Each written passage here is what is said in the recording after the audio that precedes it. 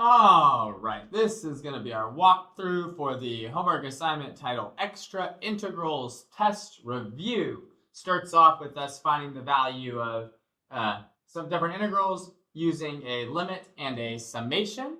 So the first one that we've got here is the integral from 0 to 2 of 2x minus 3 dx. And so hopefully we remember some of the ideas about this, right? This is always going to be a limit as n approaches infinity. The sum from k equals 1 to n of f of x sub k, so 2x sub k minus 3, times delta x. And delta x is always equal to b minus a, which is 2 minus 0 over n, or 2 over n. And x sub k is always equal to a, or 0, plus k times delta x, or in this case, just 2k over n. So we can just plug those in to our summation. We get a limit as n approaches infinity of a sum from k equals 1 to n of 2 times 2k over n minus 3 all times delta x, which becomes a limit as n approaches infinity of the sum from k equals 1 to n. 2 times 2k over n is 4k over n. And if we multiply that by 2 over n, we're going to get 8k over n squared. And then we just have the minus 3 times the 2 over n, which will be minus 6 over n. And then in order to evaluate this, we need to remember that the sum from k equals 1 to n of just k is n times n plus 1 over 2. And so we have that times a constant. So we can rewrite that without the summation. It's just a limit as n approaches infinity of 8n times n plus 1 over 2n squared. And then 6 over n is just a constant. And if we sum together n, 6 over n's, we should get 6 over n times n, or 6n over n.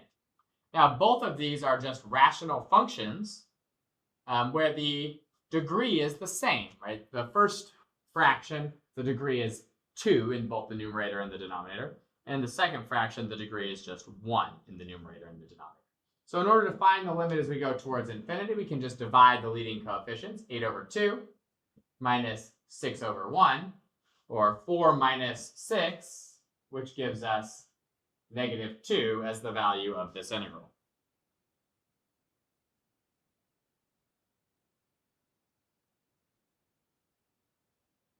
All right, for our next one here, we're going to use the same basic process.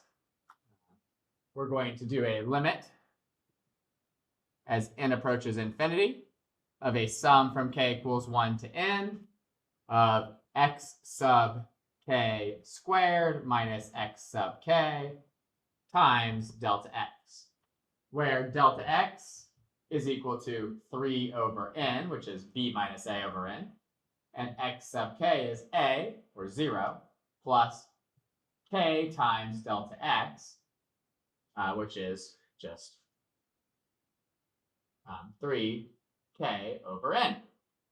And so we'll just plug those in.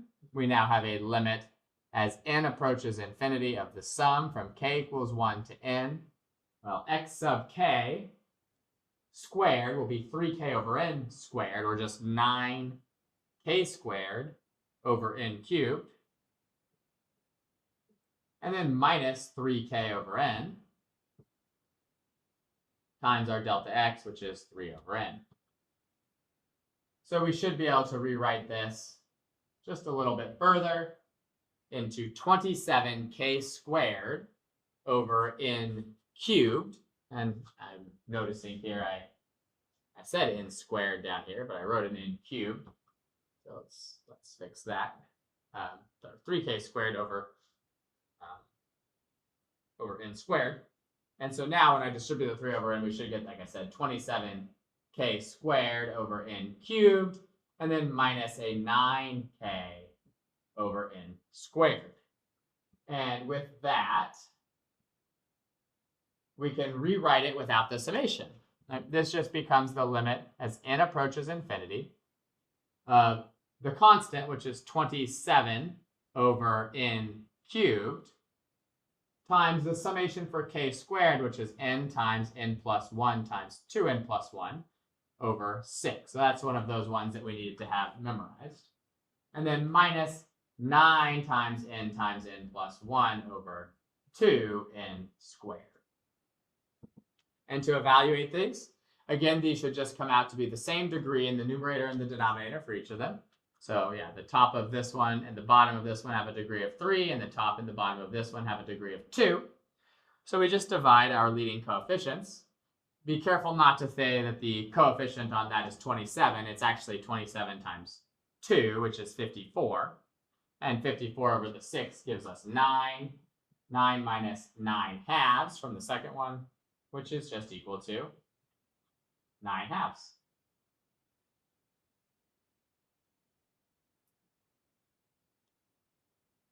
All right, for our next one here, we'll note that this time the integral is going from 1 to 4, right? So our a value is not 0 like it was in the first couple of problems. That doesn't change our setup, though. It's still a limit as n approaches infinity of a sum from k equals 1 to n of f of x sub k, so negative x sub k plus 6, times delta x, where delta x is equal to b minus a over n, or 3 over n, and x sub k is equal to a, this time it's 1, plus k times delta x, or 1 plus 3k over n. We'll just put in the x sub k and the delta x now to get a limit as n approaches infinity of the sum from k equals 1 to n of negative 1 plus 3k over n plus 6 times 3 over n, which we can simplify down. Right? The negative 1 plus the 6 should become a positive 5. Right? And then a positive 5 times a 3 over n should give us 15 over n. And then a negative 3k over n times our 3 over n should give us a negative 9 k over n squared. So minus 9k over n squared. Now we'll just do the summations. The first piece, 15 over n, is a constant. So when we do that summation, we just get n 15 over n's. And for the other one, the k is not a constant. That becomes n times n plus 1 over 2. And we leave the 9 and the n squared there. And now we can just evaluate each of these the same way we've been doing. 15 over n just gives us 15. And as we look towards infinity, 9n squared over 2n squared is 9 halves. So it's minus 9 halves. We have 15, or 30 halves, minus 9 halves, which should be 21 halves.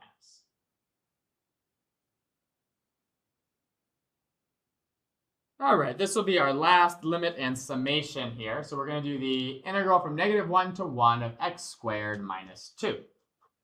So it'll be a limit as n approaches infinity of a sum from k equals 1 to n of x sub k squared minus 2 times delta x, where delta x is 1 minus negative 1 over n, or 2 over n, and x sub k is negative 1 plus, and our a value, plus k times delta x, or 2k over n. So we'll replace those both in our summation.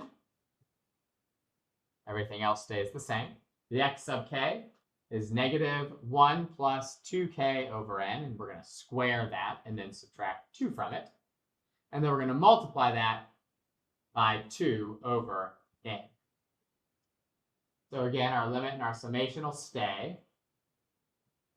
And hopefully we can just distribute this out without too much difficulty. Right? Negative 1 plus 2k over n, when we square that, we're going to end up with a negative 1 times a negative 1, which is positive 1. And then we're going to subtract 2 from it, which is going to be negative 1. And then we're going to multiply that negative 1 by a 2 over n. So we should start off with a negative 2 over n. And then the middle terms here, when I multiply out negative 1 plus 2k over n squared, we're going to have two instances of negative 1 times 2k over n. Well, negative 1 times 2k over n is negative 2k over n. And if I have two of those, that'll be negative 4k over n. And then negative 4k over n times 2 is going to be negative 8k over n squared. And then lastly, 2k over n being squared is just 4k squared over n squared. And when we multiply that by 2 over n, that's going to be 8k squared over n cubed. Now we can do all of our summation work. So this becomes a limit as n approaches infinity.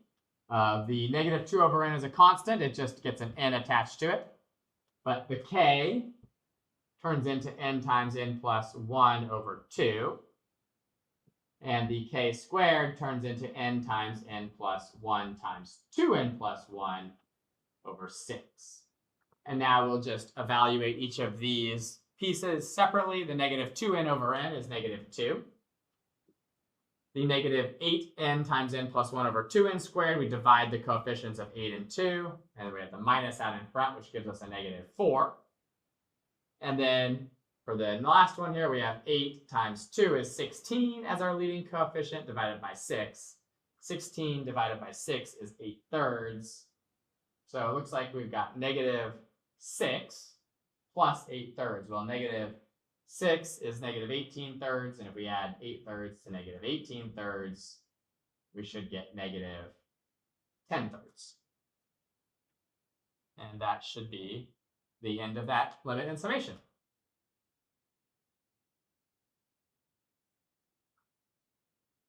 All right, our next one here is these combining integrals rules problems, where I give you a whole bunch of different values of integrals, and you have to find some other integrals. So for the first one, we're looking for the integral from 4 to 7 of f. So as we look down our line of values of f that we have, we can see we have something that ends in 7, right? We have the integral from 0 to 7 of f. And we also actually have the integral from 0 to 4 of f. And if I took the portion from 0 to 7 and I subtracted off the portion from 0 to 4, that ought to give me the portion just from 4 to 7. So the integral from 0 to 7 is negative 2, and the part from 0 to 4 is 3, so negative 2 minus 3 is just negative 5. For our second one here, the integral from 1 to 1 of any function is just always going to be 0. There's no interval, therefore there's no area underneath that curve. The integral will always equal 0. All right, here we've got the same exact integrals at the top that we had previously. Now we want to find the integral from 0 to 7 of 3f of x plus 2g of x. Well, that can be separated out as 3 integrals from 0 to 7 of f plus 2 integrals from 0 to 7 of g. And we can separate it into 3 f of x as its own integral and 2g of x as its own integral, and then pull the constants out. So we end up with 3 times 0 to 7 of f, which is negative 2, plus 2 times 0 to 7 of g, which we have up here as 11. So it looks like we have negative 6 plus 22. Negative 6 plus 22 is 16. All right, for our next one here, we've got 0 to 3 of g minus f. Now, if we look up here, we've got 0 to 3 of g. So that part is easy. But 0 to 3 of f, we don't have. What we do have, though, is 0 to 7 of f and 3 to 7 of f. So similarly to part A, we're going to say that this is the same as the integral from 0 to 3 of g is 2. So it's just going to be 2. And then minus the integral from 0 to 3 of f. Well, the integral from 0 to 3 of f, as we just said, is the integral from 0 to 7 of f minus the integral from 0 to 3 from 3 to 7 of f. We take all of 0 to 7 and we subtract off 3 to 7.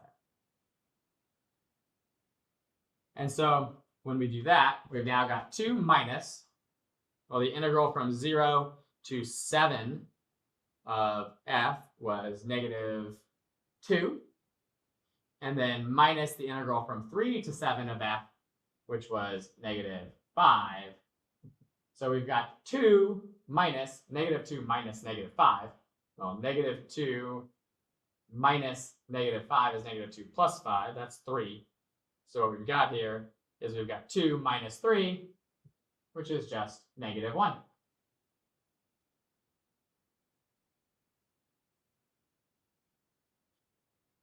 Same integrals up at the top here. So for this one, we want the integral from 3 to 2 of g. Well, we've got 2 to 3 of g. One of our rules was just take the opposite of it and flip the limits of integration. So we have the opposite of the integral from 2 to 3 of g of x dx, or just the opposite of 1. So part E is just negative 1. For f, we want 0 to 2 of 5 g of x. Well, that's just going to be 5 integrals from 0 to 2 of g of x dx. But if we look at our list, we don't actually have the integral from 0 to 2 of g of x. But we do have the whole thing from 0 to 3 and just the little piece from 2 to 3. So that should be the same as 5 times the integral from 0 to 3 of g of x minus the integral from 2 to 3 of g of x. Or 5 times 0 to 3 of g was 2, and 2 to 3 of g was 1. So it's 5 times 2 minus 1, or 5 times 1, which is just 5.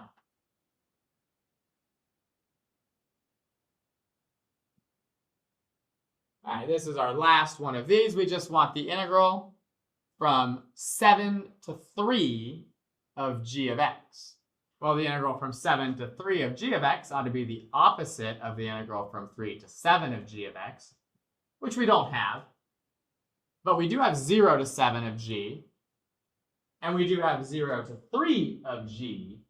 So we could subtract 0 to 7 minus 0 to 3 to get 3 to 7. So this should be the opposite of the integral from 0 to 7 of g minus the integral from 0 to 3 of g,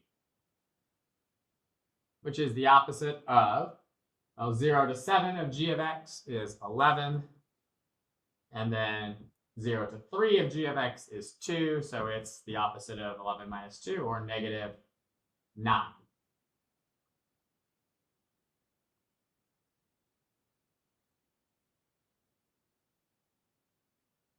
All right, this problem is asking us for the derivative of the integral from a constant to x of a function. Well, this is a fundamental theorem of calculus problem, right? So we know that the derivative of the integral is just the original function. But we could be a little bit more clear here about it if we wanted to. We could say, like, let's let capital F be an antiderivative of 1 over the natural log squared of t. In that case, we'd have the derivative of the second part of the fundamental theorem of calculus says do capital F of x minus capital F of 3. Well, we know the derivative of capital F of x is just 1 over natural log squared of x. And we know that capital F of 3 is just a constant, right? If we take any function, whatever the antiderivative of 1 over ln squared of t is, and evaluate it at 3, that's just a number. We take the derivative of a number, we get 0. So our final answer here is just 1 over natural log squared of x.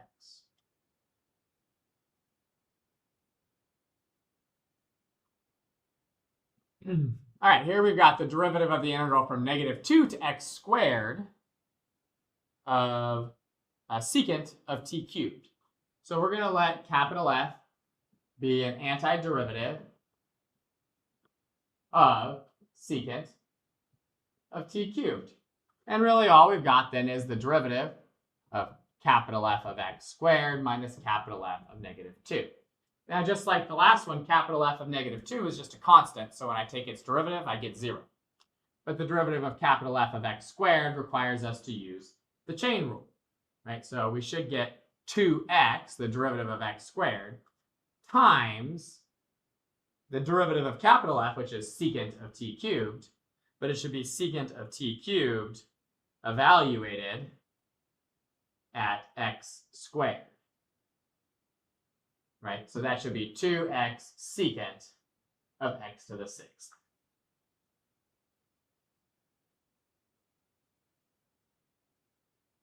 All right, for our next one here, same basic idea.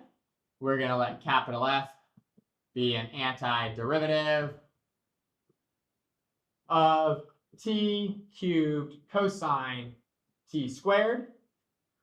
And then we just end up with a derivative of capital F of sine x minus capital F of x. This time there's no constant, but we'll just use the chain rule for capital F of sine x, which means take the derivative of sine x, which is cosine x, and multiply it by the derivative of capital F, which is t cubed cosine t squared, evaluated at sine of x. So that'll be sine cubed of x cosine of sine squared of x. And then we'll subtract from that just the derivative of capital F of x, which is t cubed cosine t squared evaluated at x. So x cubed cosine of x squared. And we've got one more fundamental theorem of calculus one here. Same basic idea. We're going to let capital F be an antiderivative of 1 over sine of t. So we've just got the derivative with respect to x of capital F of e to the 2x minus capital F of 2x squared. So we'll just take the derivative. The derivative of e to the 2x is 2e to the 2x. And we'll multiply that by the derivative of capital F, which is 1 over sine t, evaluated at e to the 2x. So sine of e to the 2x. And then we'll subtract from that the derivative of 2x squared, which is 4x, times 1 over the sine of 2x squared.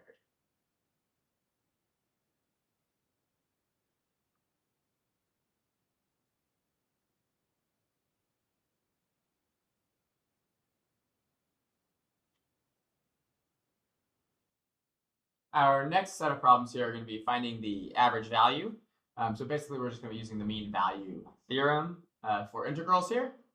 So that says that we just need to find the average value of a function. We just do 1 over b minus a.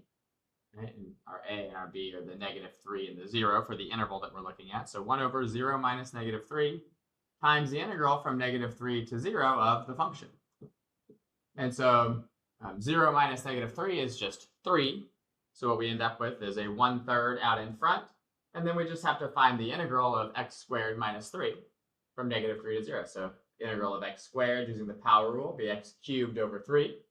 And then minus 3x.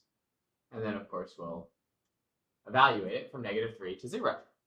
So we've got 1/3. And then 0 cubed over 3 is 0, and 3 times 0 is 0. So that whole first part is just 0. And then we're going to subtract. -3 cubed is -27. And if we divide that by 3, it's -9.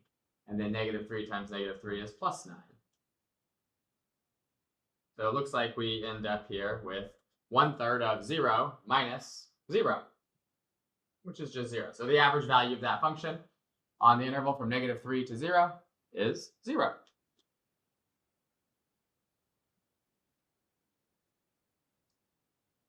Here's our next one here. We're looking at the average value of cosine from 0 to pi over 2. So it'll be 1 over pi over 2 minus 0 times the integral from 0 to pi over 2 of our function, which is cosine x dx.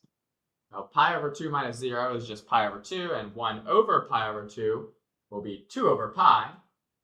And then the integral of cosine we know is sine, right? Because the derivative of sine is cosine. And then we'll just evaluate that from 0 to pi over 2. And the sine of pi over 2 is 1, and the sine of 0 is 0, so we just end up with an average value of 2 over pi.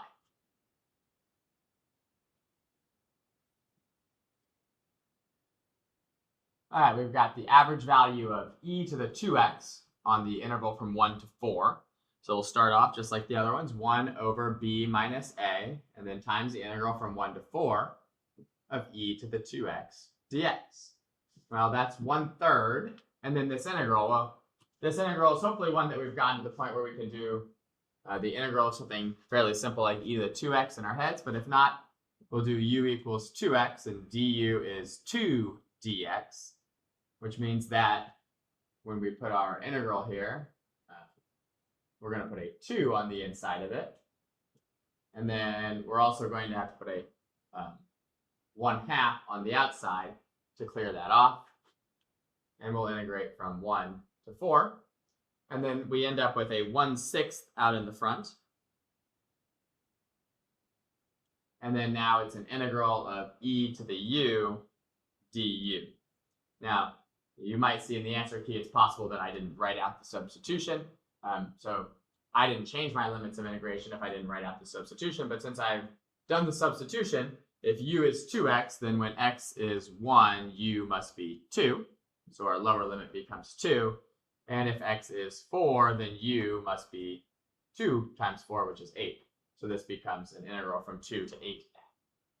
So we have 1/6 of the integral of e to the u is just e to the u from 2 to 8, or 1/6 of e to the 8 minus e squared.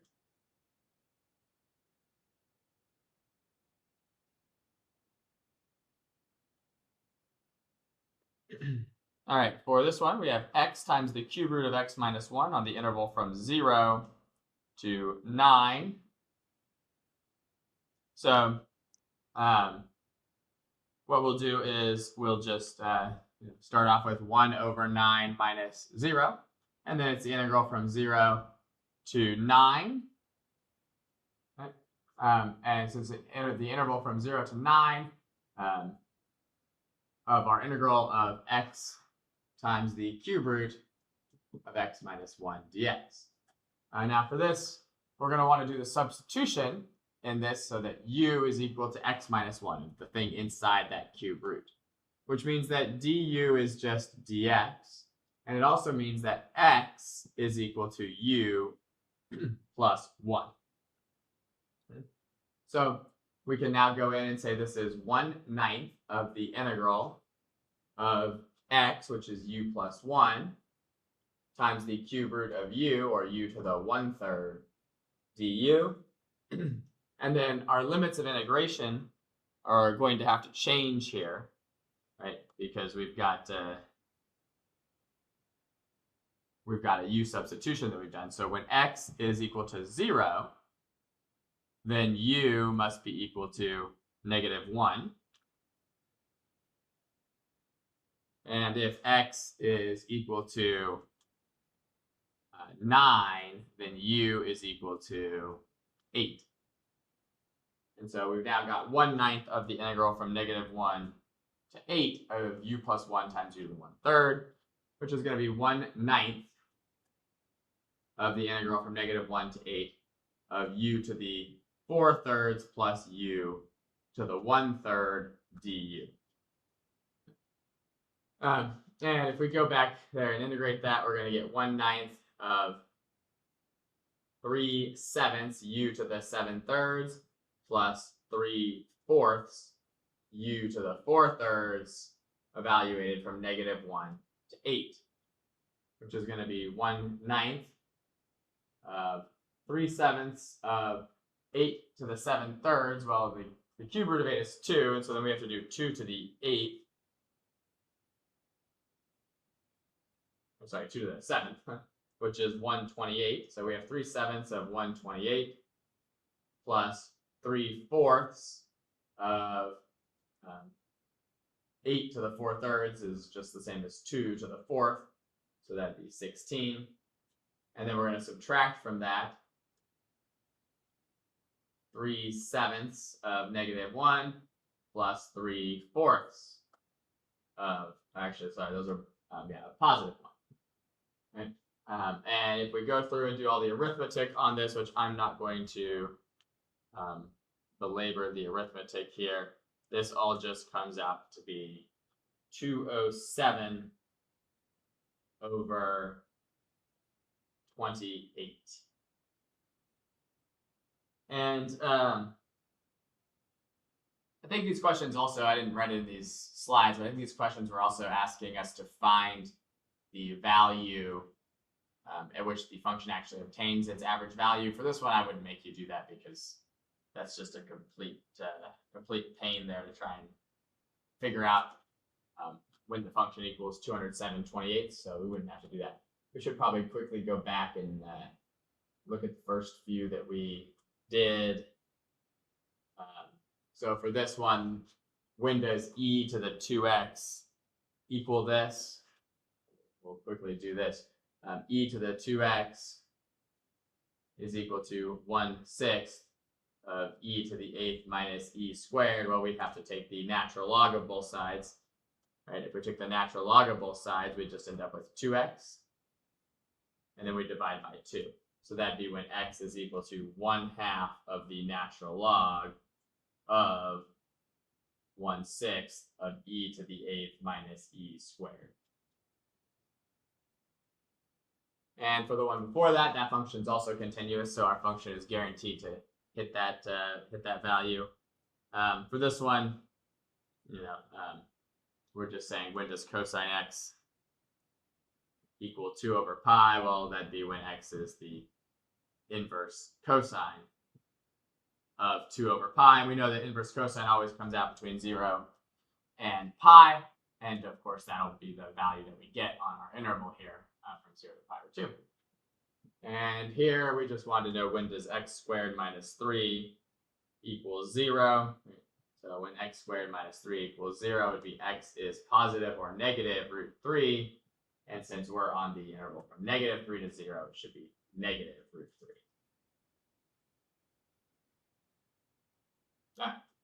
Sorry about forgetting to do those. We won't forget for the rest of them if we have continuous functions here. So our next one here, we want to find the average value of this piecewise function, which we would note that if we do the limits as x approaches 3 from the left and from the right, this function is not continuous. Right? If I approach from the left, right, we're going to use the 3x squared plus 1. Right? So that's going to be equal to 28.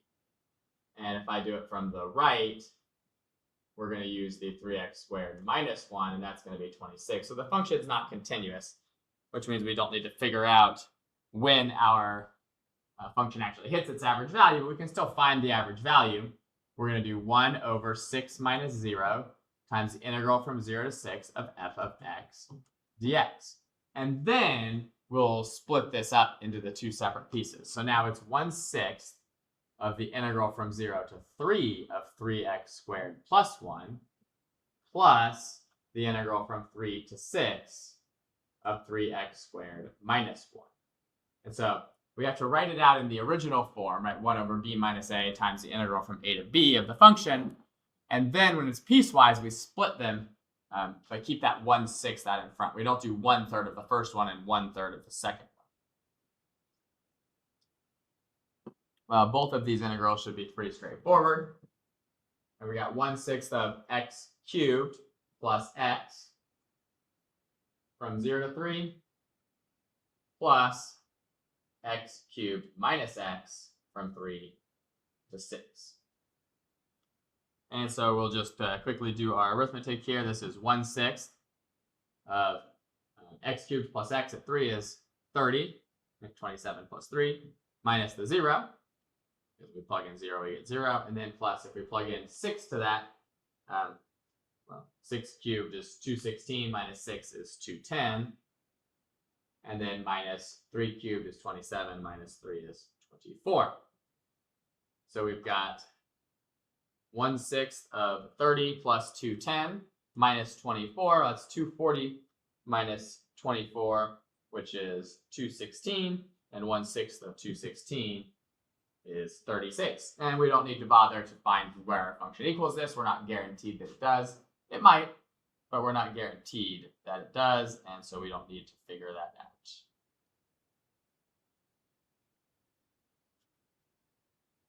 For this one, if we do the limits to see if it's continuous as we approach 1 from the left, we get e. And as we do 1 from the right, we get 1. So it's not continuous. But we can still find the average value. So it'll be 1 over, since it's from 0 to 4, 4 minus 0 times the integral from 0 to 4 of our function, which becomes 1/4 of the integral from 0 to 1 of e to the x plus the integral from 1 to 4 of 1 over x. And the integral of e to the x is just e to the x. So it's 1/4 of e to the x from 0 to 1 plus the integral of 1 over x is natural log absolute value of x from 1 to 4. Now we'll just plug it all in. It's 1/4 of e to the first minus e to the 0, which is 1, and then plus the natural log of 4 minus the natural log of 1. We know the natural log of 1 is 0. So really we've just got 1/4 of e minus 1 plus the natural log of 4.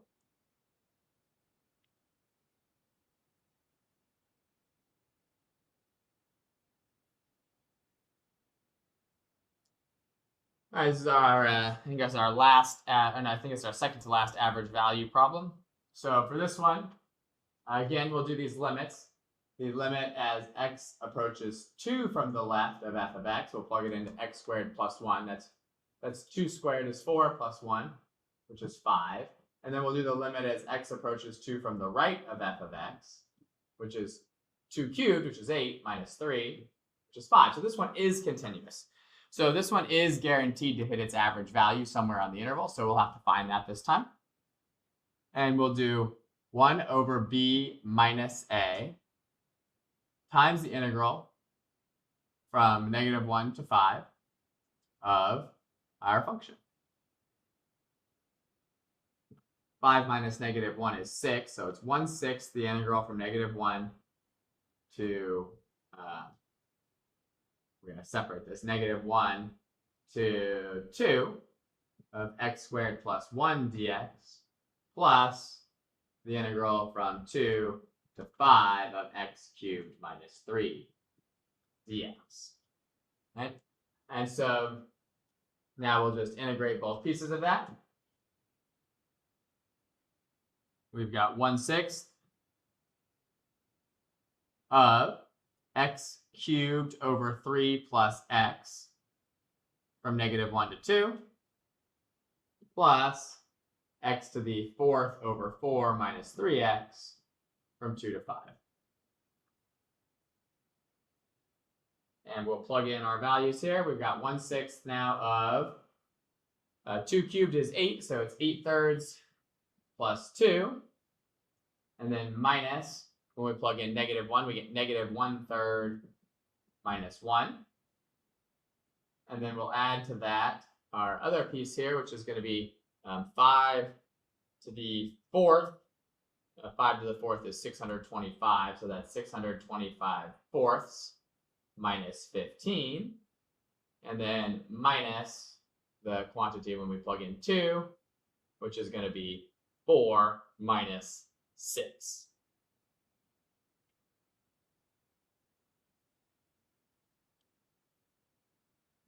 And then we'll just do a bunch of arithmetic here. I'm not going to write out all of the arithmetic, but this whole thing ends up coming out to being 199 over 8. So that is our average value. we then want to figure out when this function actually hits that average value. We know it's guaranteed to. So with a piecewise function, we need to set each piece of it equal to 199/8. So we have x squared plus 1 is equal to 199/8. Well, that'd be like when x squared is equal to 191/8. If we just subtract 8/8 from that. And if we do that, then I think we can see that, if we divide 191 by 8, that is a number that is less than 25, right? But it's pretty close to 25, right? Because 200/8 would be 25. So this is just a little bit less than 25. And so when I square root, it's just going to be a little bit less than 5. Right? This number is clearly more than 16, right? This is greater than 16, which means that x is greater than 4, which means that our function doesn't actually hit that value on this interval when it's less than or equal to 2. So we're not going to bother with that value. But for the other one, if we have x cubed minus 3 is equal to 199/8, that one, when we add 3 to that, that's like adding 24/8. So that would be x cubed is equal to 223/8, or x is the cube root of 223/8, or the cube root of 223, all divided by 2. And for that one, I think we should be able to recognize that that's certainly going to be between -1 and 5, and it's definitely going to be between 2 and 5, right? If you just evaluate that out, we know that that value is going to be between 2 and 5, and therefore it does fall on the piece of the domain there that works for this particular function. So that'll be our average value.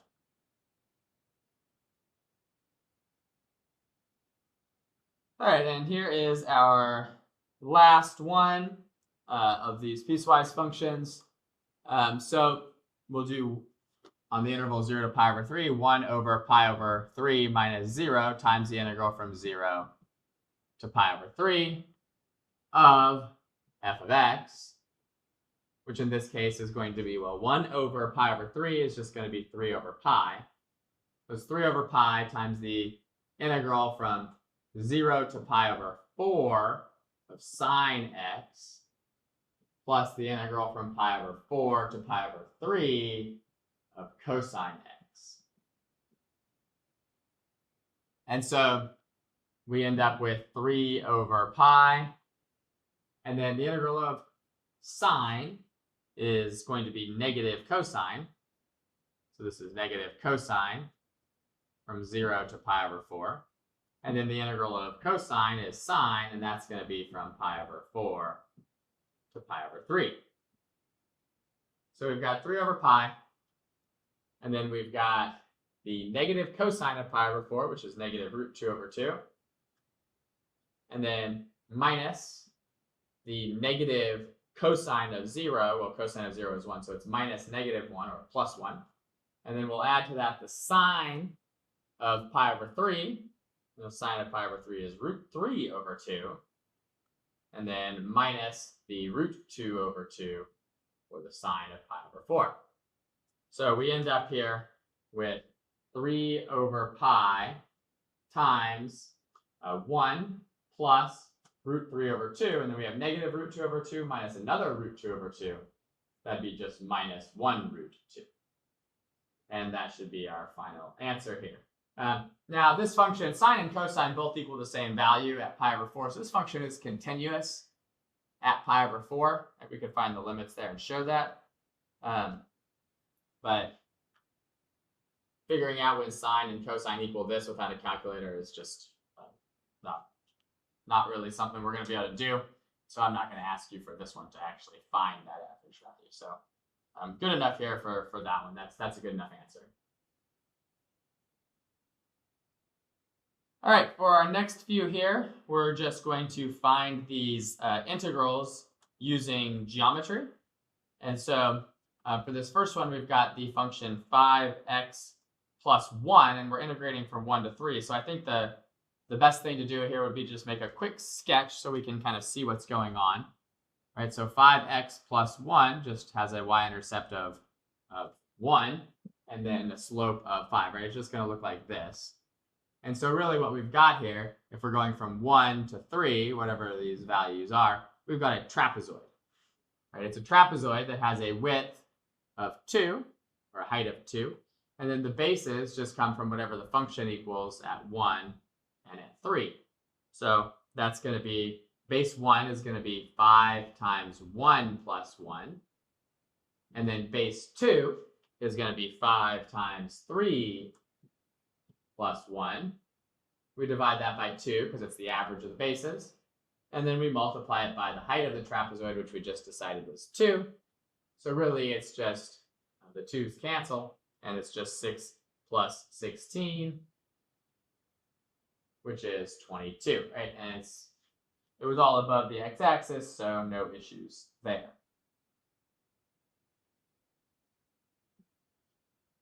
All right, for our next one, we've got negative 2x plus 6. So if we sketch what that looks like, plus 6, and then a slope of negative 2 means we're going to go right down 2 and over 1.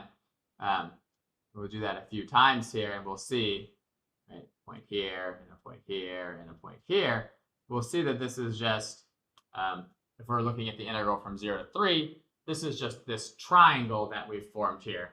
1/2 of the base times the height ought to give us the area of that triangle.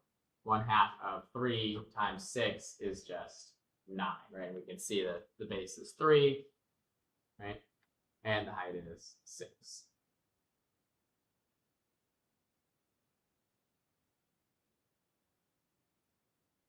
All right, for this one, once again, we'll just make a quick sketch of our graph. We have negative x plus 4. So here's 1, 2, 3, 4. And negative x is just going to go down like this and cross at 4. And so if we're going from negative 1 to 2, we're going to have a trapezoid here. Right? And so that trapezoid is going to have a height of 3, right, from negative 1 to 2. So it's going to be 3 times the average of the bases. Right? And so the first base will be what the value of the function is when x is negative 1. When x is negative 1, we're up at 5 up here. And then when we're at 2, right, the height of our function is just 2. So we end up with 3 times 7/2, which is 21/2.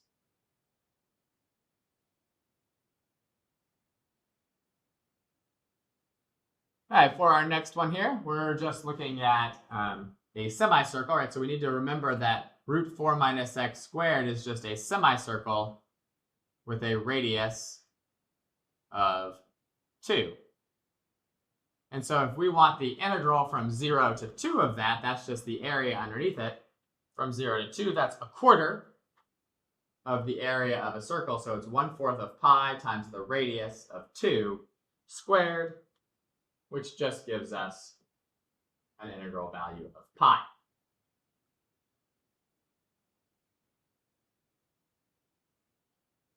This is a very similar one here. This time we're talking about a semicircle with a radius of 3. And again, we're just looking for the part from negative 3 to 0. So this one is just going to be 1/4, quarter of the circle, of pi times the radius of 3 squared, which is just 9 pi over 4.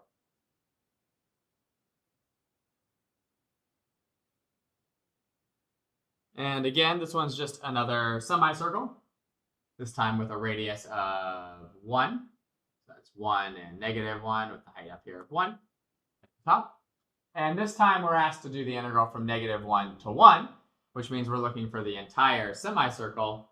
So this time it's going to be 1/2 pi times our radius of 1 squared, which is just, of course, pi over 2.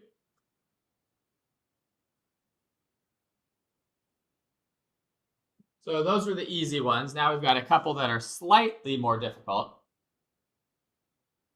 So our first one here is 2 plus the square root of 4 minus x squared. Now hopefully you can recognize that this is just that same semicircle that we had right here, except the 2 plus just drags it up 2 units. Right, so really we'd have like a full circle down here if we had the full circle, if we didn't have a plus root 4 minus x squared. Like if we had 2 minus root 4 minus x squared, we get that bottom half. Now if you're not sure about that, you can always say, okay, what does this function look like, and put it into a circle's like standard form. Right, you can just say y minus 2 is equal to root 4 minus x squared, square both sides, and you get y minus 2 squared equals 4 minus x squared, or x squared plus y minus 2 squared equals 4. And you can see then that it's a circle with a radius of 2, centered at the point 0, 2. Right, so we know that this is 2 units up. So if you weren't sure what it looked like, you could do that. So we've got a semicircle here, but we've also got a rectangle underneath it. And so we have to find both of those areas in order to find the total area underneath this curve. So the semicircle is just going to be 1/2 pi times the radius, which is 2 squared. And then we have to add the area of the rectangle. Well, it has a height of 2, and it extends from -2 to 2, which is 4. So we end up with a final answer here of 2 pi plus 8.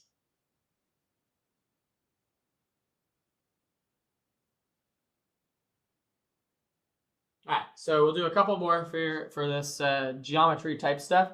So this one, we just talked about what this looks like with the minus in front of it, right? So it just in the previous problem. So if you didn't look at the previous problem, just look at that. We'll talk about the minus there. So we just end up with this semicircle, the bottom half of this semicircle, the circle that had a center at 0, 2 with a radius of 2. And so if we want the area underneath it, we're talking about this section right here. And in fact, actually, this one just says from 0 to 2. So we really only want just this one portion of it over here. So what we need to do then is we just need to figure out what the area of the entire thing is in blue and subtract off the portion of the quarter circle that we don't want. And so we'll do that area here, since this is got a radius of 2, that area is going to be 2 times 2 of the whole thing. And then we'll subtract off 1/4 of pi times our radius squared. So we end up getting 4 minus pi as the value of that integral.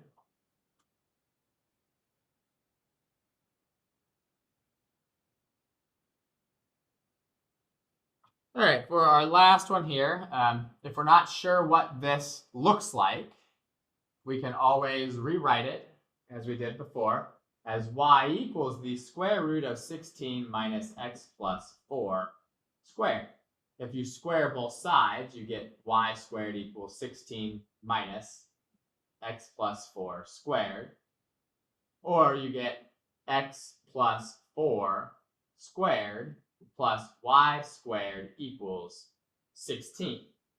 And so we end up here with a circle that's been shifted over, right? It's a circle that's got its center at -4, 0, and has a radius of 4. And we have the top portion of that semicircle, not the bottom portion of the circle, because we have a positive square root there. If we had a negative square root there, then we'd have the bottom portion. And so if we're integrating this from -8 to 0, well, that's just the area of that semicircle, 1/2 pi times the radius of 4 squared. And so we just end up getting 8 pi.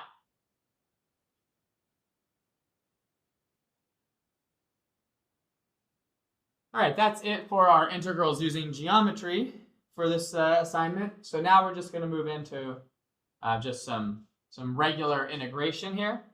So this one is just a definite integral of x minus 3 dx from 0 to 2. So we'll just integrate x squared over 2 minus 3x, just using the power rule, and we'll evaluate from 0 to 2.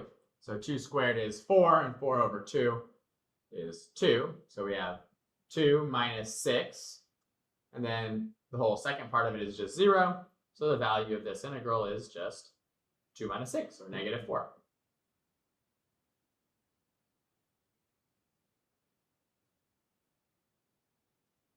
All right, for this one, we've got sine of x times cosine of x. So we can do a simple substitution here if we want. We'll let u equal sine x, and then du is cosine x. You could also do it the opposite way, where u is cosine and du is negative sine, and then you just have to put a negative inside and a negative outside the integral. So when we do this substitution, we're going to end up with an integral of u du, and we have to change our limits of integration. Well, if u is sine, when x is negative pi, u should just be 0. And when x is pi, u should also just be 0. So this actually ends up becoming the integral from 0 to 0 of u du, which I don't really even need to do the integration. We know that the integral of anything from a to a, in this case 0 to 0, is always just equal to 0. And that should be our final answer.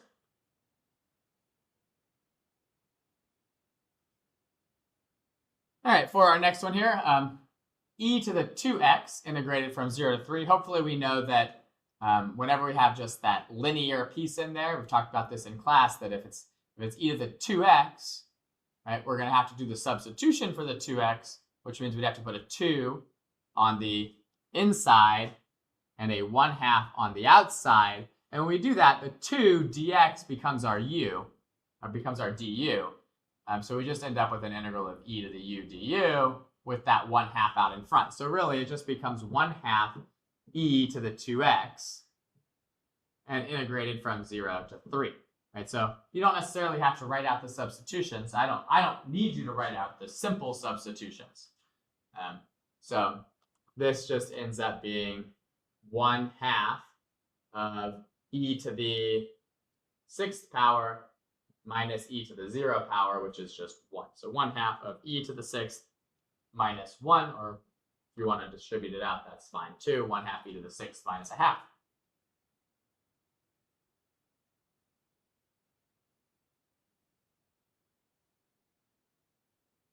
All right, we've got the integral from -1 to 2 of root x plus 2.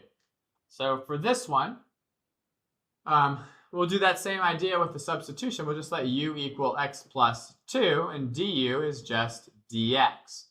So as I rewrite this, and again, if you don't feel like writing out the substitution for this simple linear one because it's just x plus or minus a, you don't need to. But if we do write out the substitution, when x is -1, u will just be 1. And when x is 2, u will be 4. So this ends up being an integral from 1 to 4 of root u, or u to the 1/2, du. Well, if you integrate u to the 1/2, you get 2/3 u to the 3/2 from 1 to 4, or 2/3 of 4 to the 3/2, which is 8, minus 1 to the 3/2, which is 1. So we get 2/3 of 7. 2/3 of 7 would be 14/3.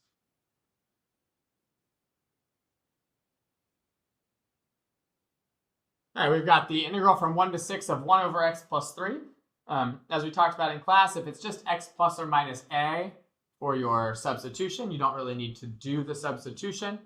So I'm just going to say this is the natural log of the absolute value of x plus 3, evaluated from 1 to 6, which is going to be the natural log of 9 minus the natural log of 4, which is perfectly acceptable. If you prefer, you're welcome to write it as natural log of 9/4. I don't really care which one. Just be aware, like on the AP test, the multiple choice section, it could look either way.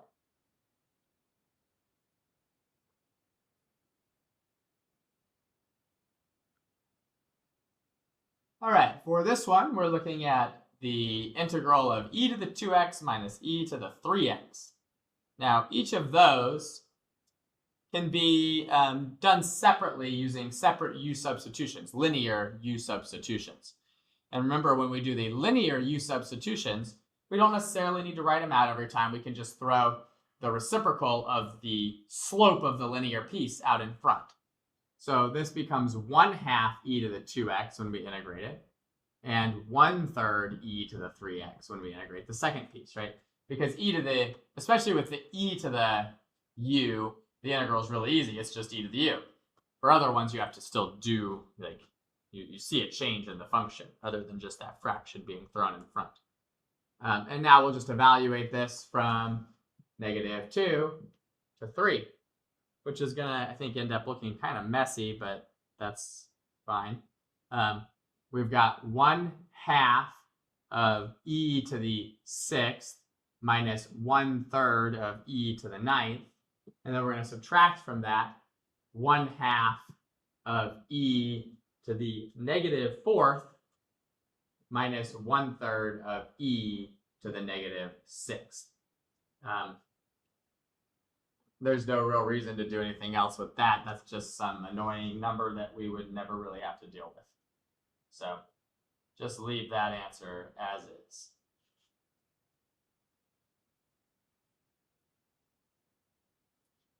All right, here we've got the integral from 0 to 5 of x times root x plus 4. For this one, we're going to do the linear substitution, but because there's other stuff inside the function, we can't just say, just treat it like there's nothing there. We have to replace the x with something also. X is equal to u minus 4. And of course, du is just dx. So we'll figure out what, when x is 0, u will be 4, and when x is 5, u will be 9. And so we should be able to rewrite all of this as an integral from 4 to 9 of x, which is u minus 4, times root x plus 4, or root u, which is u to the 1/2 du. Now we can distribute those terms together inside of our integrand. So it's an integral from 4 to 9 of u to the 3/2 minus 4u to the 1/2 du. We'll integrate, we'll get 2/5 u to the 5/2. And then when we integrate u to the 1/2, we're going to get that minus. We're going to get a u to the 3/2, and we're going to multiply by 2/3. And 4 times 2/3 is 8/3. So we're going to have 8/3 u to the 3/2. And we're looking at doing this from 4 to 9. So we'll just plug in the numbers. We've got 2/5 times, and we'll actually probably just write all this out in one step. So it's 2/5 times 9 to the 5/2. Well, the square root of 9 is 3, and 3 to the 5th is 243. And so I have 2/5 times 243, which will be 486/5. And then minus 8/3 times u to the 3/2. Well, u to the 3/2, if that's 9, that's just 27. So it's 8/3 times 27. Let's see, 8 times 27 ought to be 216, right? That's just 6 cubed. So 216 over 3. Well, that would have reduced, but I've already started writing it now, so we'll leave it. Minus, and then we plug in 4. The square root of 4 is 2, and 2 to the 5th is 32. So it's 64/5. And then minus, if we plug in 4 there, we get 64/3, so minus 64/3. And I'm not going to bother with all the arithmetic here. You can do all the arithmetic to get 506 over 15.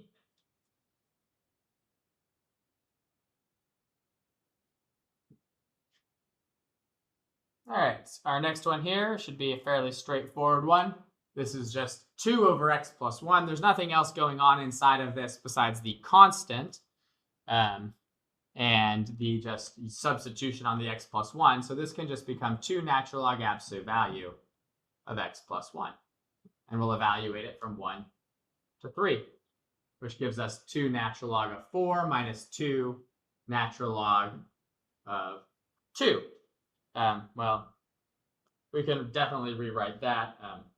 That's the same as 2 times the natural log of 4 minus the natural log of 2. And the natural log of 4 minus the natural log of 2 is the natural log of 4 over 2, which is the natural log of 2. So we get 2 natural log of 2. Or if you prefer, you could rewrite it as natural log of 4. Right, either one would be fine. Right, because it'd be the natural log of 2 squared.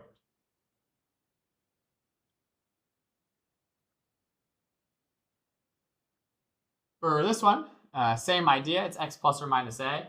And the only other thing in it is a constant. And so the integral of 2 over u, where du is just dx, is 2 natural log absolute value of that u, or absolute value of x minus 2, which will evaluate from -4 to -1. So we end up with 2 natural log of the absolute value of -1 minus 2. Well, -1 minus 2 is -3. So it's 2 natural log 3. And then minus 2 natural log of -4 minus 2 is -6. And the absolute value there is just 6. So 2 ln 3 minus 2 ln 6, or 2 ln of 1/2. Or we could rewrite that as 2 ln of 2 to the -1, which allows us to pull the negative out in front and just say this is -2 ln 2. Or you could say it's the negative natural log of 4. Any of these forms are acceptable. Just be able to manipulate them on the AP test when you have a multiple choice question.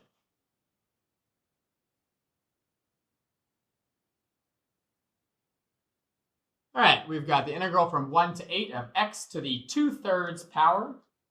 So we'll just do the integral on x to the 2/3, which means we'll go up to x to the 5/3 and divide by 5/3 or multiply by 3/5. And we'll evaluate from 1 to 8. So we just get 3/5 of 8 to the 5/3 minus 1 to the 5/3. Well, 8 to the 5/3, we'll cube root the 8 first to get 2, and then raise 2 to the 5th power, which is 32. And then 1 to the 5/3 is just 1. So we have 31 times 3/5, which would be 93/5.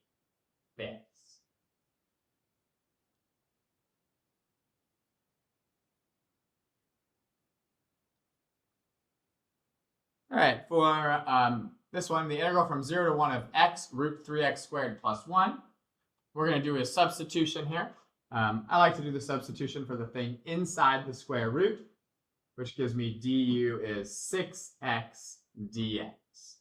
And also that when x is equal to 0, u is equal to 1. And that when x is equal to 1, u is equal to 4. So we're going to rewrite all of this by throwing a 6 inside of here, which means I need a 1/6 on the outside. We put that 6 inside so that we can get our 6x dx to turn into the du. And so we end up with 1/6 of the integral of the square root of u, or just u to the 1/2, from 1 to 4. Now it's a much easier problem. It's 1/6 of 2/3 u to the 3/2 from 1 to 4. Well, I can put the 1/6 and the 2/3 together. 1/6 times 2/3 is 1/9, so we've got 1/9.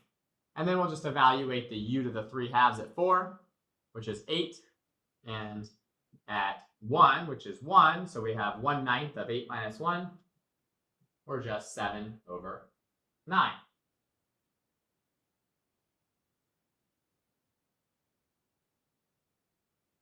And we had a few more definite integrals here.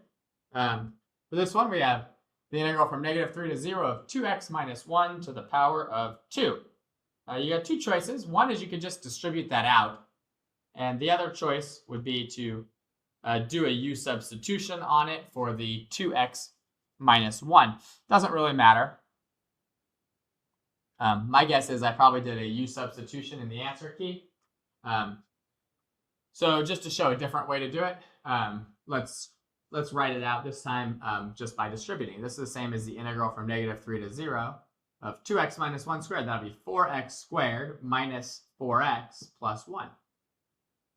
Right. And again, you can do a substitution. U is equal to 2x minus 1. And you put a 2 inside and a 1/2 outside. And then you integrate it. But this also works.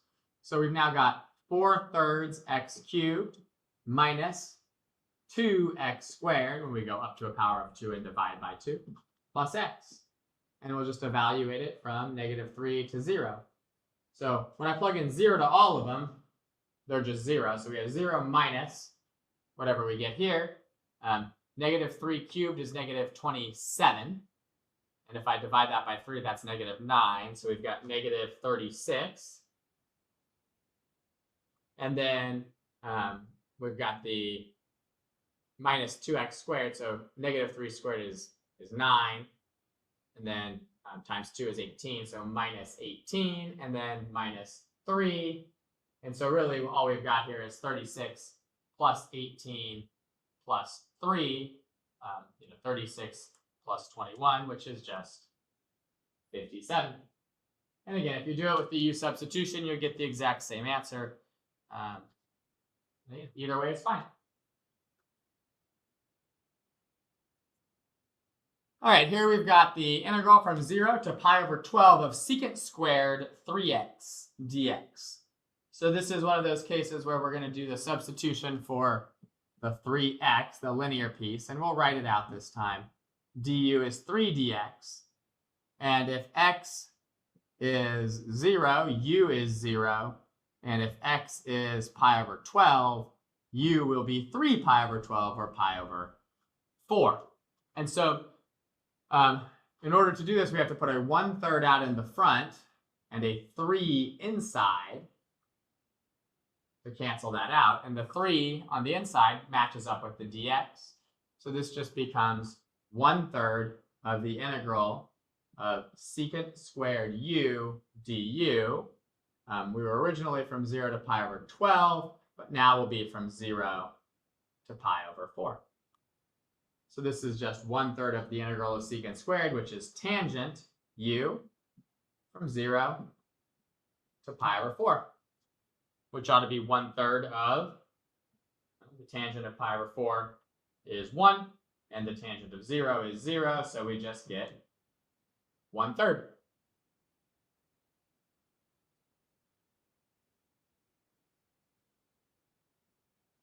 All right, the integral from -pi over 2 to pi over 3 of sine x cosine cubed x.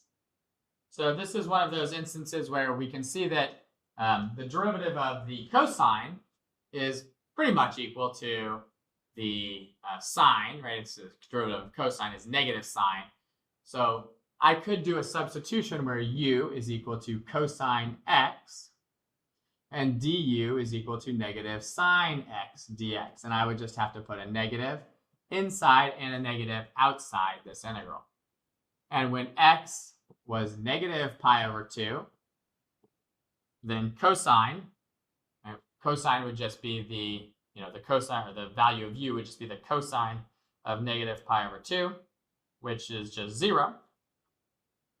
And then when x is pi over 3, u would be just the cosine of pi over 3, which is, of course, a half. And so this becomes the negative sign outside stays, but the negative sine x dx turns into du, and the cosine cubed becomes u cubed. And our new integral is from 0 to 1/2. So we just integrate this. We have negative u to the 4th over 4 from 0 to 1/2. And then, of course, that's just negative, 1/2 to the 4th power is 1/16. And if you divide that by 4, that's 1/64. And then plug in 0, you just get 0. So our final answer here is negative 1/64.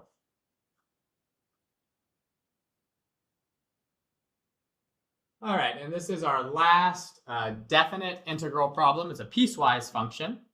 So to find the integral from 0 to 4, we're just going to have to break this up into two pieces. One that's going to be the integral from 0 to 3, because our cutoff point here is 3.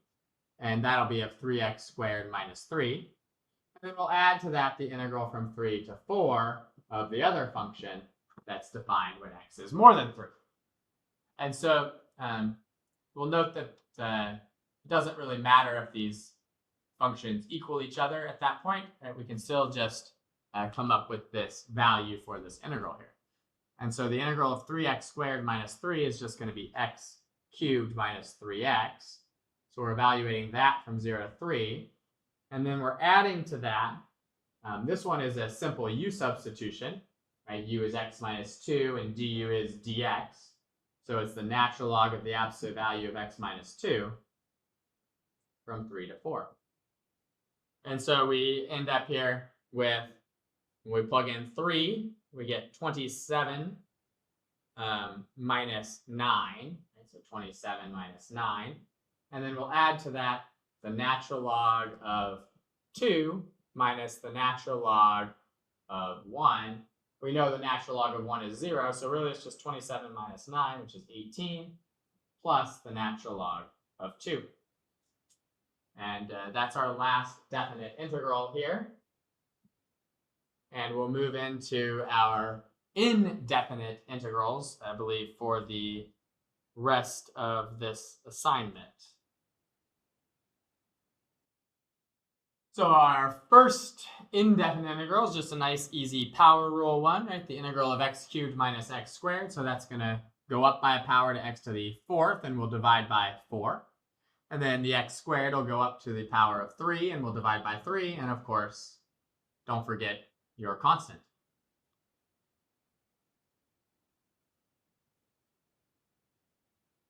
Next one here.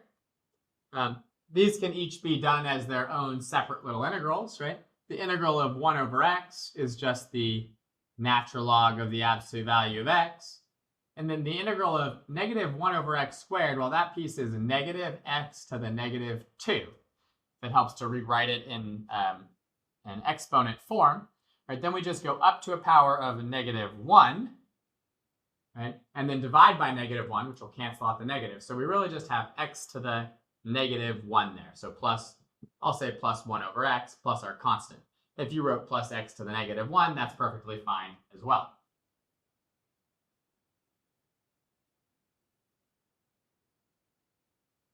Our integral here of e to the 3x minus the cosine of 2x, this should just be, it's really two separate integrals of two functions being subtracted from each other, which each require a different linear u substitution, right? The u substitution for this would be like u is 3x and du is 3, so we'd have to throw in the 1/3 out in front. And this one would be a substitution like, we'll say v is 2x, and dv would be 2dx. Right? And so if I separate it into two different integrals, when I put the 3 into the e to the 3x one, I put a 1/3 in front of that one. And when I put the 2 into the cosine 2x one, I put a 1/2 in front of that one. And so really these just get integrated as normal, but just with those coefficients. So the integral of e to the u is e to the u, with a 1/3 out in front for the 3x. And then the integral of cosine u is just sine u. So that's going to be our sine 2x. But we have to throw in the 1/2 to cancel out with that 2 in front of it.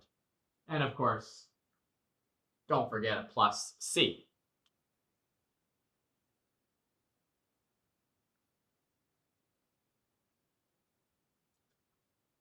All right, our next one here is x sine 1/2 x squared dx. So since we have a function inside of the sine, we'll just substitute it out. We'll let u be 1/2 x squared. Then du is just x dx. Well, conveniently, I've already got x dx inside my integral. So this just becomes an integral of the sine of u du, right? I just replaced the x and the dx with du. And the integral of sine is just negative cosine. So we have negative cosine u plus a constant, or negative cosine of 1/2 x squared plus some constant.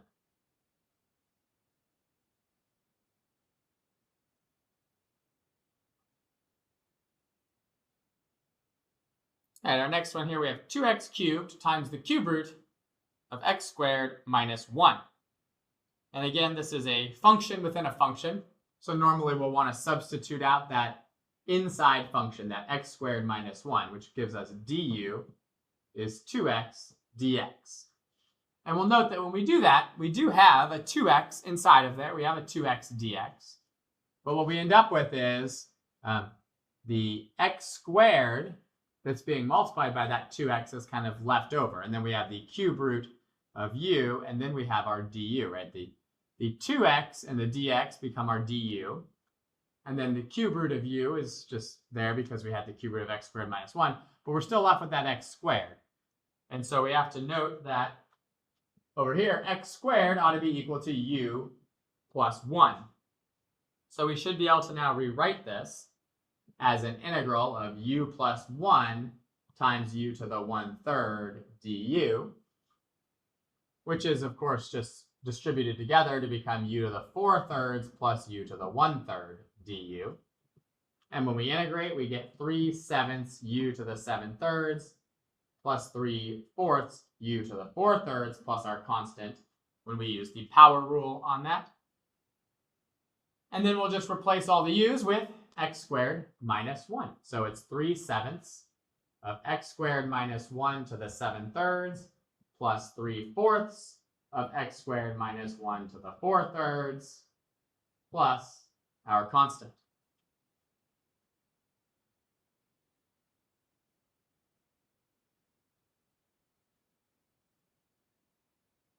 All right, for this one, we have secant 1/3 x, tangent 1/3 x. And hopefully we'd note that secant u tangent u would integrate really nicely into just secant u. So we'll just do the substitution for the 1/3 x, meaning that du is 1/3 dx. So we'll put in a 1/3 to match up with our dx, and we'll cancel it out with a 3 out in the front, giving us 3 times the integral of now secant u tangent u, and then the 1/3 and the dx become the du.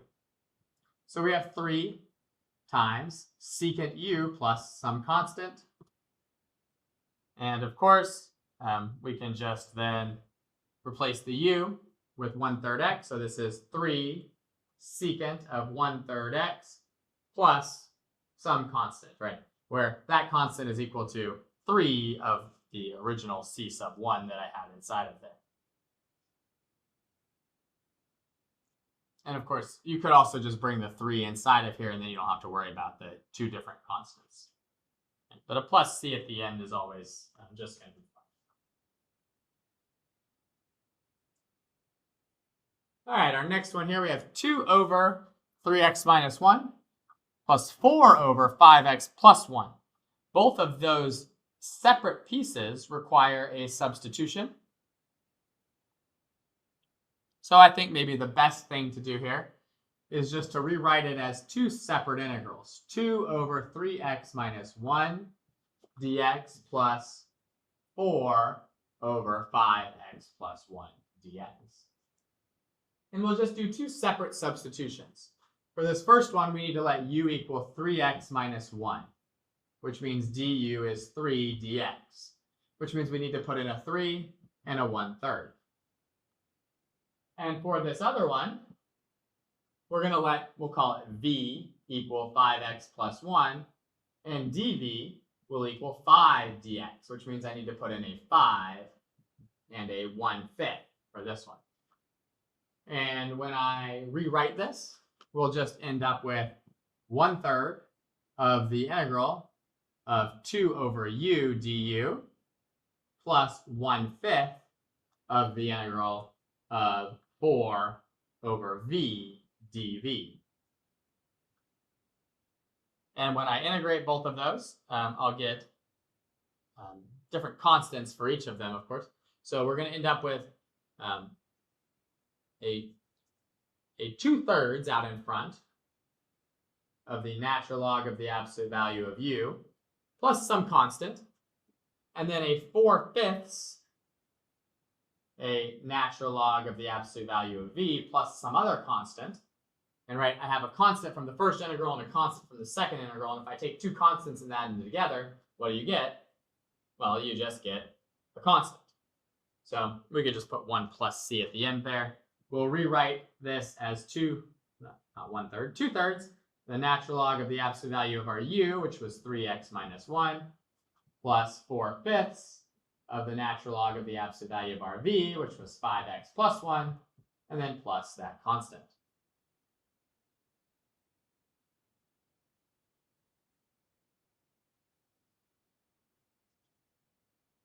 All right, for our next one here, we have x squared minus 8x minus 1 over x plus 1. And so one of the techniques we had in class was if we have a nice linear binomial in the denominator of a rational function, just divide it out. So I'll use synthetic division to divide this out. I'll put a -1 in the box because that's what makes the denominator 0. And the coefficients going across will be 1 for the x squared, -8 for the -8x, and -1. And synthetic division says drop that first one below, multiply anything below the line by what's in the box. Whenever we have two numbers above, add them together, and then multiply it by in the box, and then add them together. And so the way that this rewrites is now an integral of 1x minus 9 plus 8 over our original divisor of x plus 1. And the integral of x is just x squared over 2. The integral of minus 9 is just minus 9x. And the 8 over x plus 1 is one of those really simple u subs where we have x plus or minus a, where we just integrate it as if we weren't really doing the substitution because the only other thing in it is a constant. So plus 8 natural log absolute value of x plus 1. And of course, don't forget the plus c.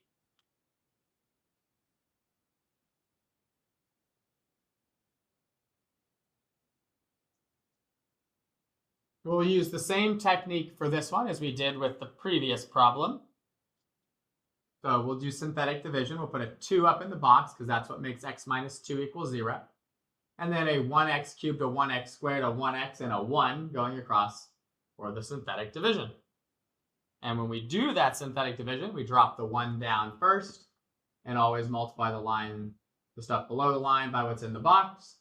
And whenever there's two numbers above, add them. So 1 and 2 is 3, 3 times 2 is 6, 6 and 1 is 7, 7 times 2 is 14, and 1 and 14 is 15. Rewriting this integral now as dropping by a power from x cubed to 1x squared plus 3x plus 7 plus 15 over that x minus 2 dx. And so our integral should just be x cubed over 3 plus 3 halves x squared plus 7x plus 15 natural log absolute value of x minus 2 plus our constant that I pretty much ran out of room for there. All right, again, the 15 over x minus 2 is the simple u substitution for x plus or minus a, where the only other thing in there is a constant, just integrate it as if there was not a substitution to make. All right, we'll do one more of these. This one is really just here to remind us that when we do the synthetic division, right, we've got 1x to the 4th, but we've got 0x cubed, 0x squared, and -1x, and a minus 6. So don't forget to fill in the gaps if we are missing any of those terms. So bring down the 1, multiply the 1 by the -5 that's in the box, add them together, multiply, add, multiply, add, and multiply. That'd be 630. And then add one more time to get 624. So we end up with, dropped down by 1 power, x cubed minus 5x squared plus 25x minus 126 plus 624 over x plus 5 dx. And so our integral will all just be done with the power rule until the last one, x to the 4th over 4 minus 5/3 x cubed plus 25 halves x squared minus 126x. And then again, that last one is just one of those ones where we have a constant and then a x plus or minus a in it. And we can just integrate it as if that u substitution didn't really need to take place. 624 natural log absolute value x plus 5. And of course, plus c.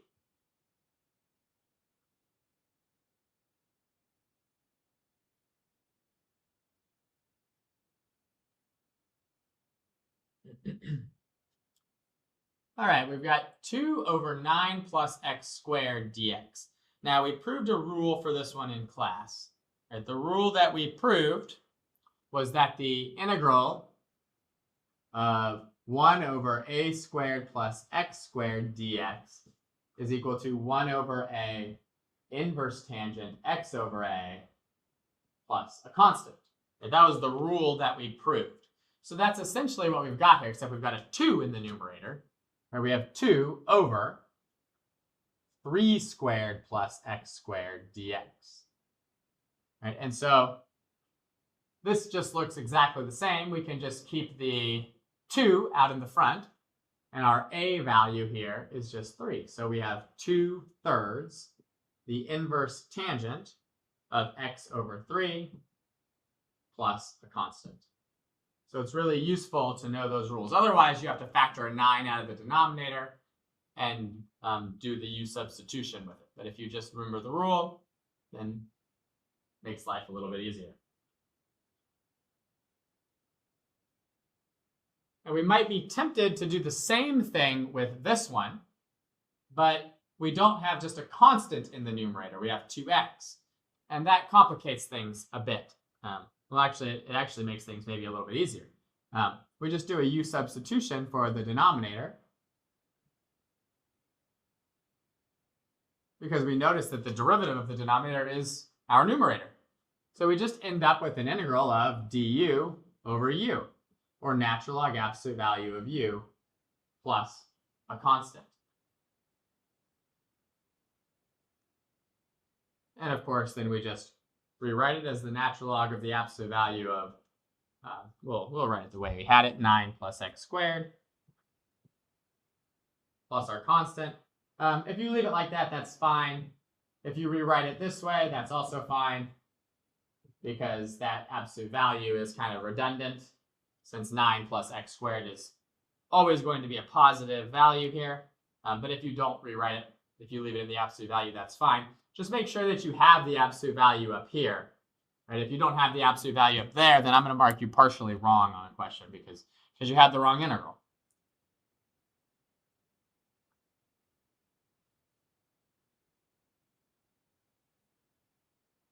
All right. This one, we had a rule for also. Something like this. It was the integral of 1 over root a squared minus x squared dx was just equal to the inverse sine of x over a plus a constant. Well, that's what we've got here, except we've got a 3 in the numerator, which is fine. So this is an integral of 3 over the square root of a squared minus x squared, right, where a is equal to 5. So we'll just keep our 3 out there in the front like we normally would, and then we'll just have our inverse sine of x over a plus our constant.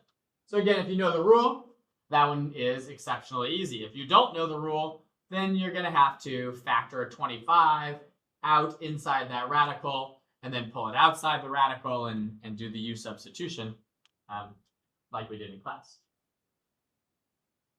So I think it's useful to know the rule. All right, this one, again, we might be tempted to try and use that rule, but we shouldn't because we have a 3x in our numerator.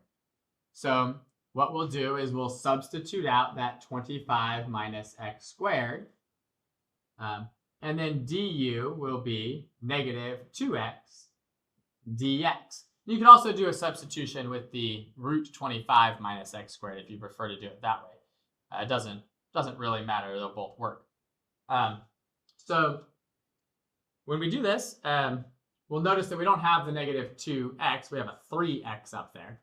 So maybe we'll rewrite this with a 3 out in the front and an integral of x over root 25 minus x squared dx to start with. And then realize we need to put in a negative 2 and a negative 1/2.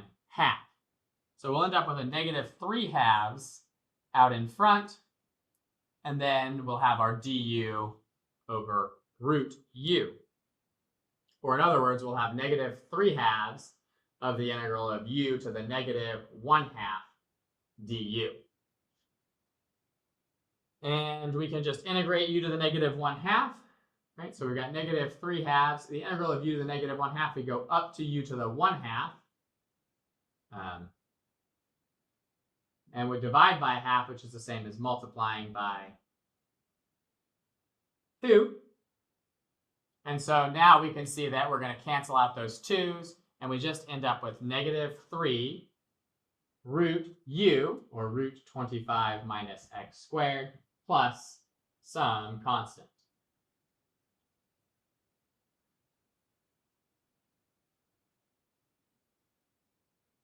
All right, we're getting closer to the end here, just a few more to go. We've got x cubed over 1 plus x squared. And so I think the easiest thing to do here is just going to be to substitute out our denominator. U is 1 plus x squared, so du is just 2x dx, which I don't have the 2, but I can build the 2 in with a 2 and a 1/2. So this becomes 1/2 of the integral of du over u, but I still have, when I pull the 2x out, I still have an x squared up there. I still have x squared du over u. Well, up here, u minus 1 must equal x squared, so we have 1/2 of the integral of u minus 1 over u du. Now for this one, this is a rational function where the denominator is just a single term. So what we want to do is we just want to divide term by term. So now this is an integral, 1/2 of an integral of u over u is 1, and then minus 1 over u du. So we just end up with 1/2 of the integral of 1 is u, and the integral of 1 over u is natural log absolute value of u plus some constant. And so we end up with 1/2 of our u, so 1/2 of 1 plus x squared, minus 1/2 of the natural log of the absolute value of 1 plus x squared, which the absolute value on a positive thing can just be sort of ignored. It's just the natural log of 1 plus x squared. And then, of course, we have a plus a constant there at the end of it.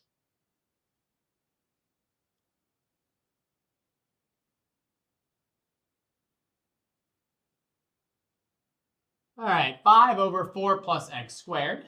That one just looks like our inverse tangent rule. So we'll keep our 5 out in front. This is 2 squared plus x squared. So the a value for the inverse tangent rule is just going to be 2. So we're going to have 5 over 2 inverse tangent of x over 2 plus our constant. Right? Again, we're just using the rule that it's 1 over a inverse tangent of x over a plus a constant. Right? And we just have a 5 out in the front of it.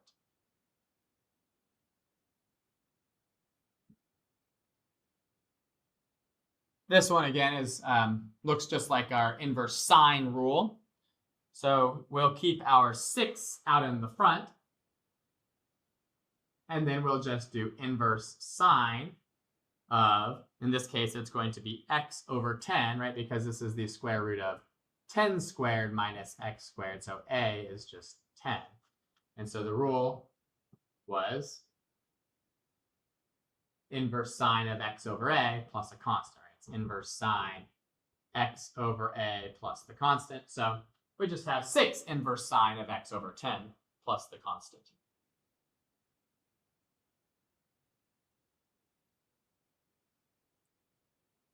All right, for this one, we have x minus 2 over x squared minus 4x minus 1, all being cubed. So this one might look a little complicated right off the bat, but there's actually a pretty easy way to go about it. Hopefully we see that if I substitute out the x squared minus 4x minus 1 that's in my denominator, du would be 2x minus 4 dx. Now, I don't have 2x minus 4, but I have half of it. I have x minus 2. So if I just multiply the top by 2 and the outside by 1/2, this should become a fairly straightforward integral, right? The top now just becomes du. So I'm going to have 1/2 of the integral of du over u cubed, or 1/2 of the integral of u to the negative 3 du. And we can integrate u to the negative 3 easily enough, right? We go up to u to the negative 2, and we divide by negative 2.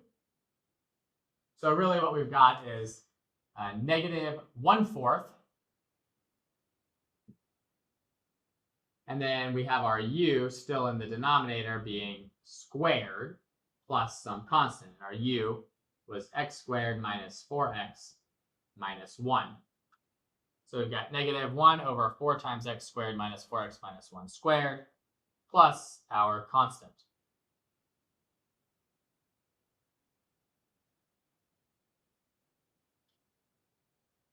All right, here we have x minus x cubed plus 1 over root x.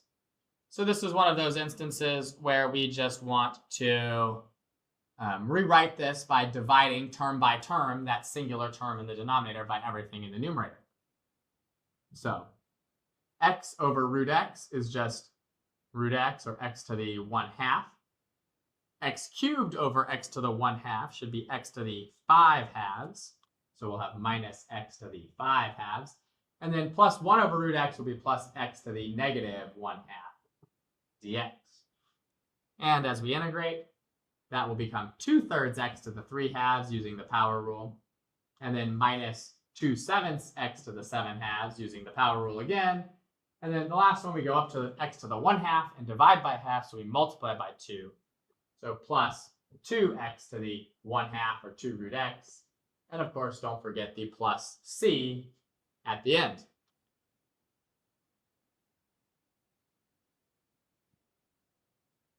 All right, we've got 3 more to go here. We have cosine of x over sine to the 4th of x. So for this one, what we want to recognize is that if I substitute out sine, the derivative of sine is cosine, and I have that in the numerator. So we'll just let u equal sine of x, so that du is cosine of x dx. That allows us to rewrite this as an integral of du over u to the 4th, which is just a power rule integral, right? It's just the integral of u to the negative 4 du, or u to the negative 3 over negative 3 plus a constant. So in this case, that will be negative 1 over 3 u cubed, so sine cubed x, plus our constant.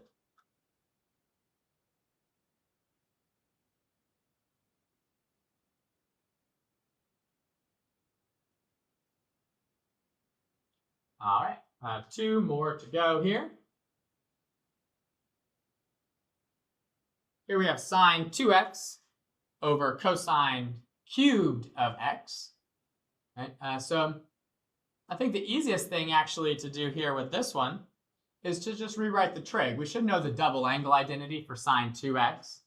It's 2 sine x cosine x, and we want to put that over cosine cubed x dx, which allows us to cancel out those cosines. So we just end up with 2 sine x over cosine squared x dx. And we could do a substitution for the cosine here, or we might notice, with any luck, we would notice that this is 2 and a 1 over cosine x times a sine x over cosine x. Well, that would just be 2 times the integral of secant x tangent x. We know that integral, right? And this 2 can just be thrown inside here, so we get 2 secant of x plus a constant.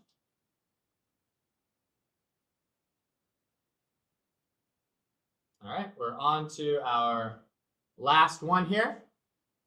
We have sine 2x over cosine to the 4th of x.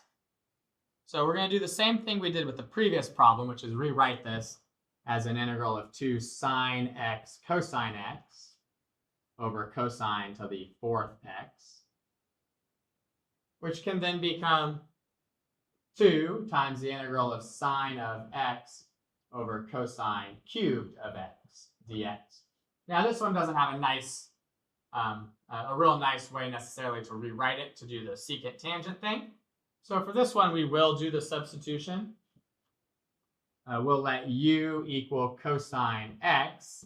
So du is negative sine x dx. We'll put negatives inside and outside, making this negative 2 times the integral of du over u cubed, or u to the negative 3 du. We'll go up to negative 2. And in fact, let's pretend like that negative 2 is inside there. If we go up to u to the negative 2 and divide by negative 2, those negative 2's should just cancel out with each other. And so we really just end up with u to the negative 2 plus a constant, or 1 over 2, sorry, 1 over, not 2, but just 1 over cosine squared of x plus our constant. Or if you prefer, secant squared x plus a constant. Either one, of course, would be fine.